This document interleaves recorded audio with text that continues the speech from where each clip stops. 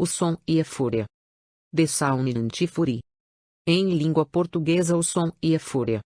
É um romance do escritor estadunidense William Faulkner, em que são utilizados vários tipos de narrativa, incluindo a técnica conhecida como fluxo de consciência, na qual Faulkner foi um dos pioneiros no século XX, ao lado dos escritores europeus tais como James Joyce e Virginia Woolf.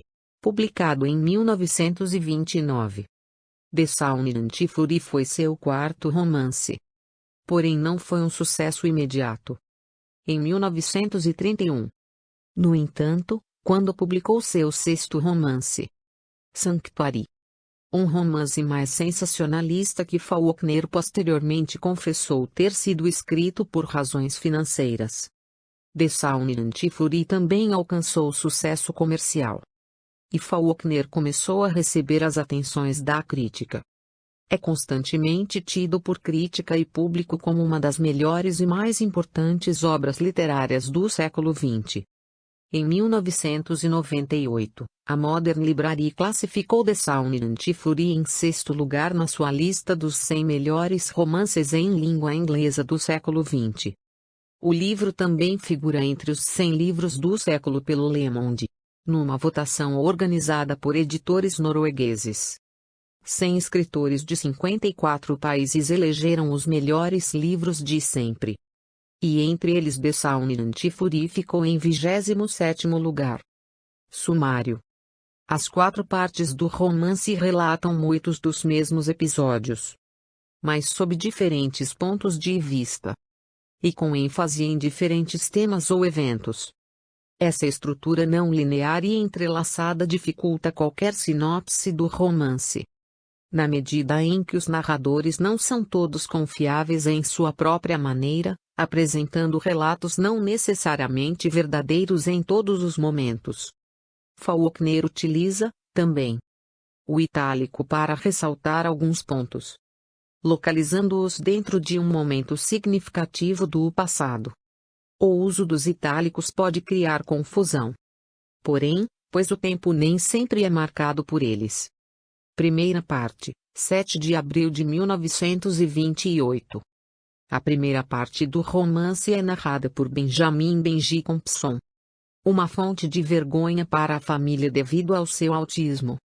Os únicos personagens que evidenciam um cuidado genuíno para com ela são Cadie, sua irmã mais velha, e Dulcie, uma serva negra matriarcal.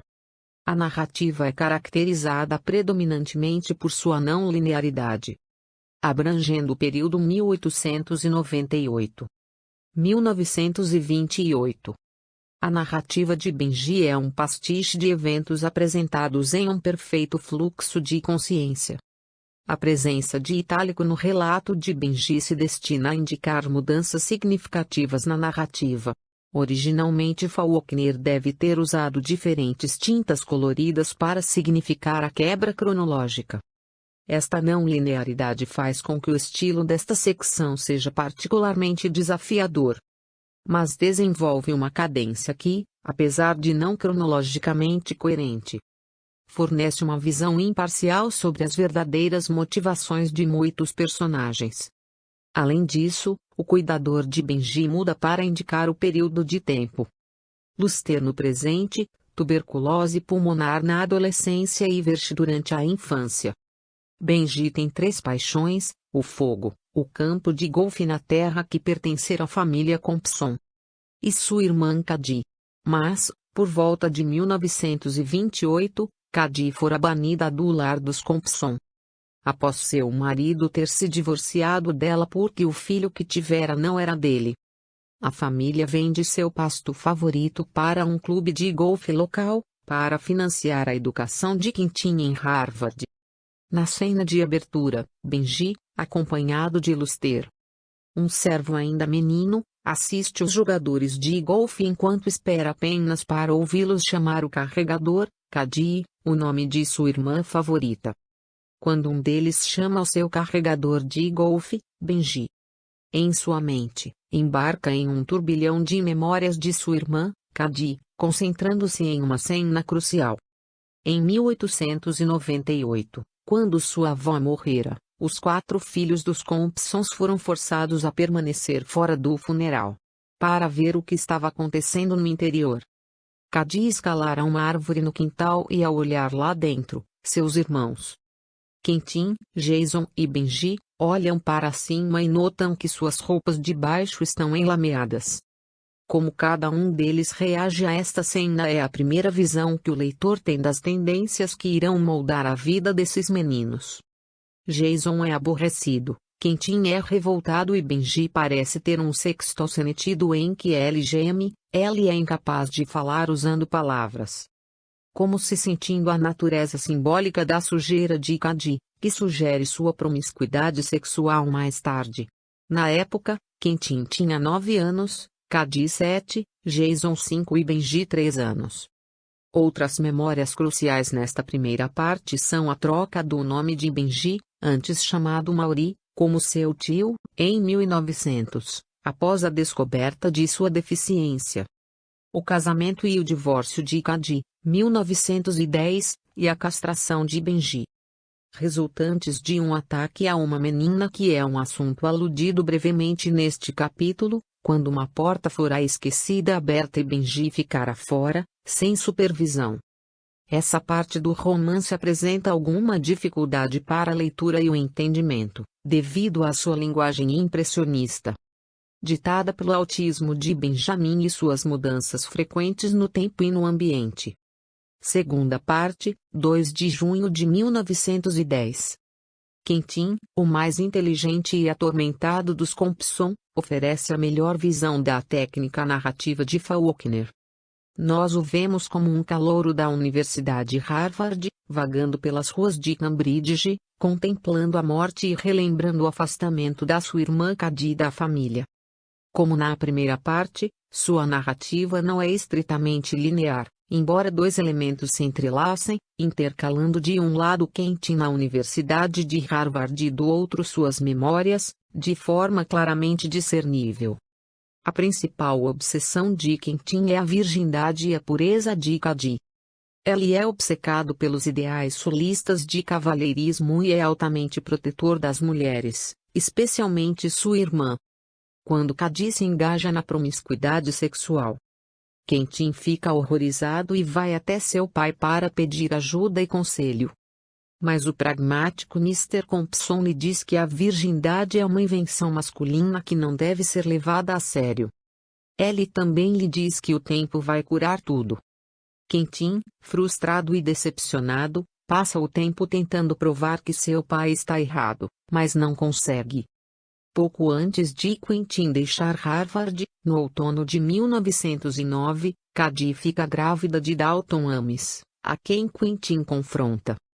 Os dois lutam, com Quentin perdendo vergonhosamente e Cady promete, por causa de Quentin, nunca mais falar com Dalton novamente. Quentin diz a seu pai que cometeram incesto, mas seu pai sabe que ela está mentindo. Em sua mente, Ellie sente a necessidade de assumir a responsabilidade pelo pecado de Cady.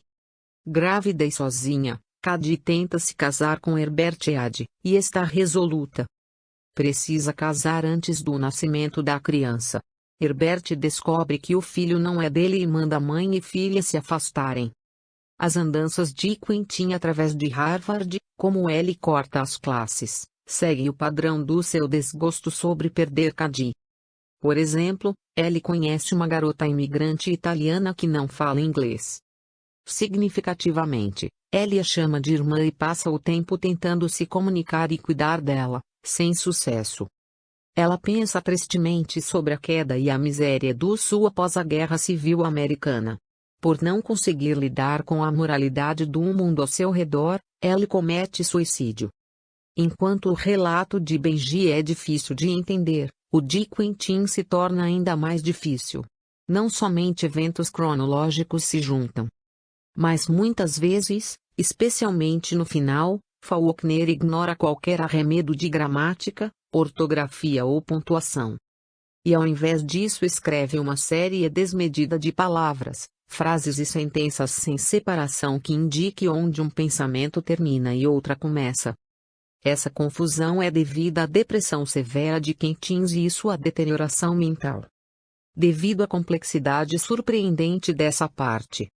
Frequentemente é a mais amplamente estudada pelos estudiosos do romance. Terceira parte, 6 de abril de 1928. A terceira parte é narrada por Jason, o terceiro filho e o favorito da mãe, Caroline. A ação ocorre um dia antes da parte de Benji. Numa sexta-feira santa. Das três partes narradas pelos irmãos, a de Jason é a mais simples, refletindo sua vontade obstinada de riqueza materialismo. Em 1928, Jason é o fundamento econômico da família após a morte do pai. Ele sustenta sua mãe, Benji e Miss Quentin, filha de Cady, bem como os servos da família. Seu papel é amargo e cínico. Ao contrário da sensibilidade apaixonada que marca seu irmão e irmã. Ela passa a chantagear a irmã para torná-lo o único guardião da sobrinha e, em seguida, usa essa função para roubar a pensão que Cady envia para a filha. Essa é a primeira parte narrada de forma linear. Segue-se o curso da sexta-feira, um dia em que Jason decide deixar o trabalho para procurar Miss Quentin, filha de Cady, que fugiu novamente, aparentemente em busca de aventuras. Aqui visualizamos mais claramente o conflito entre os dois traços predominantes da família Compson, que a mãe de Jason, Caroline, atribui à diferença entre seu sangue e o de seu marido, de um lado, a imprudência e a paixão de Miss Quentin, herdadas de seu avô, e do lado dos Compson, do outro lado, o cinismo implacável de Jason, herdado do lado de sua mãe.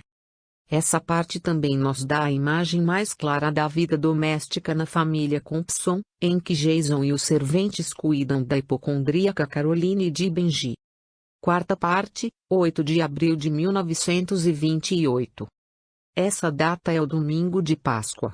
Nessa parte, a única sem o narrador em primeira pessoa, Dilsey, a poderosa matriarca dos serventes negros da família, é enfocada. Ela, em contraste com o franco declínio dos Compsons, apresenta uma grande força em sua fé, permanente como uma figura orgulhosa em meio a uma família agonizante. Pode-se dizer que Dilsey ganha sua força olhando para fora, ou seja, encontra suporte externo, enquanto os Compsons crescem fracos procurando aperfeiçoamento interno. Nesse domingo de Páscoa, Dilsey leva sua família e Benji à igreja. Através dela, sentimos as consequências da decadência e da depravação em que os Compsons viveram durante décadas. Dilsey é maltratada e abusada, no entanto, permanece fiel. Com a ajuda de seu neto Luster, cuida de Benji, leva-o à igreja e tenta levá-lo à salvação.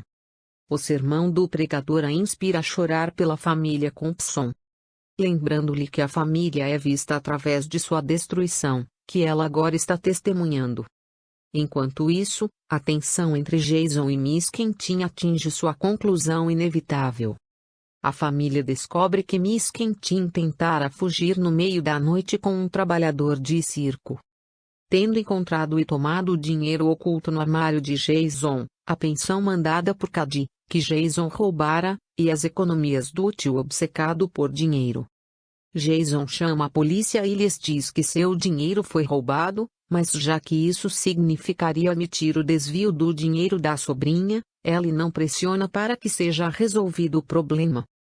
E resolve encontrá-la por conta própria, mas perde sua trilha em Motson e a dá como perdida para sempre. O livro termina com uma imagem muito poderosa e inquietante. Depois de ter ido à igreja, Dilsey permite que seu neto Luster dirija Benji no decrépito cavalo da família para o cemitério. Luster, não entendendo que Benji é tão entranhado na rotina de sua vida que até mesmo a mais ligeira mudança na rota pode irritá-lo, dirige-o de forma errada em torno de um monumento.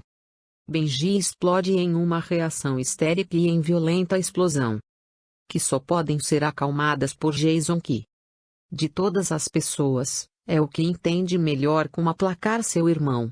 Jason bate em Luster. Retorna o transporte ao redor. E Benji se torna subitamente silencioso. Luster se vira para olhar Benji e o vê soltar sua flor. Os olhos de Benji são vazios e azuis e serenos novamente. Apêndice, Compson, 1699 a 1945.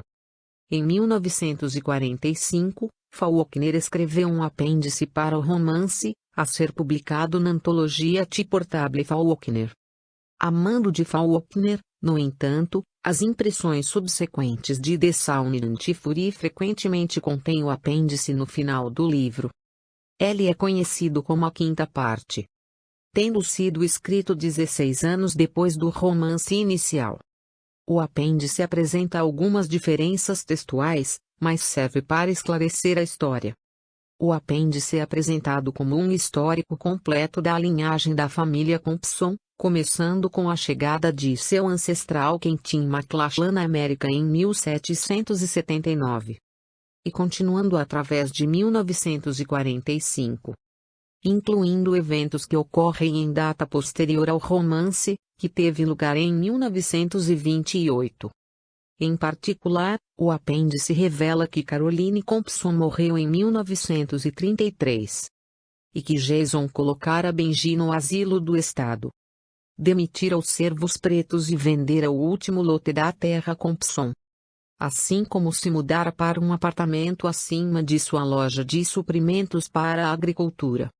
Também é revelado que Jason se declarara responsável legal por Benji muitos anos antes, sem o conhecimento de sua mãe. E usara esse status para mandar castrar Benji. O apêndice também revela o destino de Cady. Testemunhado pela última vez quando sua filha Quentin ainda era um bebê. Depois de se casar e divorciar pela segunda vez, Cady mudou-se para Paris, onde viveu na época da ocupação alemã, em 1943. O bibliotecário do condado de Yoknapatalpa descobriu numa revista a fotografia de Cady na companhia de um general alemão.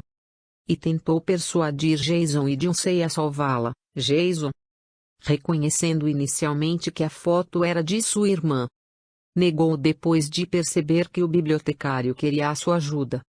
Enquanto Dilsey fingiu ser incapaz de ver a imagem por completo. O bibliotecário mais tarde percebeu que, enquanto Jason permanecia frio e antipático para com Cady, Dilsey simplesmente entendia que Cady não queria, nem precisava de salvação.